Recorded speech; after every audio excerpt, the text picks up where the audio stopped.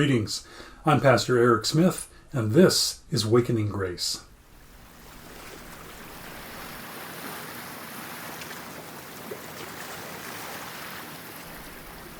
Today we're going to hear from Emily Brethauer, who is our Director of Programs for St. Andrews by the Sea. Welcome, Emily. One of the things that is on my mind a lot these days is school. Schools start up in much of the country in August, and well, here we are in August. We have 4 children who are entering kindergarten through high school. Each of them has their own distinct personalities, as is no surprise to parents out there. So each of them has their own level of excitement about returning to school in a normal year. Of course, this year is not exactly normal, so that adds another layer. This year will look quite a bit different since we are headed into distance learning, and I am eager to know what shape the days will take. Our youngest, Hazel, will start kindergarten in 2 weeks.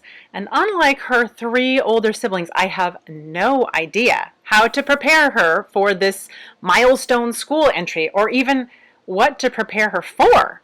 What we know is that she will start kindergarten on the computer. But beyond that, I'm at a loss. When will she need to log on during the day, and where will she log on? How much help will she need from me? She is only 5 after all, and so her computer skills are so-so. What kind of supplies will we need to provide for her? How exactly does one do kindergarten online? For her sake, though, we do our best to remain positive and steady, and I think we've been fairly successful there as she is genuinely excited for kindergarten. But between you and me, I would really like to know more of what this is going to look like. Maybe that's the same for you. Perhaps you'd really like to know what more of this will all look like in a month or 2 or 4. When can we safely do some of the things that we did before that we loved, like going to church, the movies, or eating indoors at wonderful restaurants? Will we be able to celebrate Halloween or Thanksgiving or even Christmas in the usual ways, or will those too be altered in the wake of this pandemic? I cringe to think of Christmas, but there is nothing promised, and in a pandemic, everything is uncertain, as we have all learned. All of this reminds me of one of the lessons from VBS, I think it was 2 years ago, in Shipwrecked. The lesson is simple, of course. God is always with you. They use this metaphor of a ship in a storm. And when we are in that storm, or even in the aftermath of it, when we're treading water, we want God to pluck us up out of this discomfort and deposit us on dry land, preferably with a warm towel too. But that's not what God promises us.